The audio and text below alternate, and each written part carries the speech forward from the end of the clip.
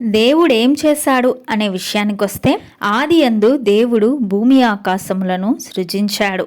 భూమి దాని సమీపాన గల ఆకాశాలను సృష్టించాడు. శూన్యము నుండి దేవుడు విశ్వాన్ని సృజించాడు. దేవుడు సమస్తాన్ని పునర్నిర్మించగలడు. సృష్టించినప్పుడు అంతా చాలా మంచిదిగా ఉన్నది. సృష్టి కాలం తరువాతనే చెడుగు సమస్య వచ్చింది. మానవుని నుండి చెడుగు సమస్య ఉత్పన్నమైంది, కానీ దేవుని నుండి కాదు. సృష్టిని చేసినది తండ్రి, కుమారుడు, వాక్కు, పరిశుద్ధాత్ముడు. దేవుడు సమస్త మానవ జీవితాన్ని సృష్టించాడు. దేవుడు ఆత్మ సంబంధమైన శక్తులను, అధికారాలను సృష్టించాడు. దేవుడు మాత్రమే ఆత్మలను నశింపచేయగలడు. ప్రతి సృష్టాన్ని దేవుడొక్కడే సృజించినందువలన మనము నక్షత్రాల్ని, ఆత్మల్ని, విగ్రహాల్ని, మనుష్యుల్ని, వృక్షాల్ని లేదా జంతువుల్ని ఆరాధింపకూడదు.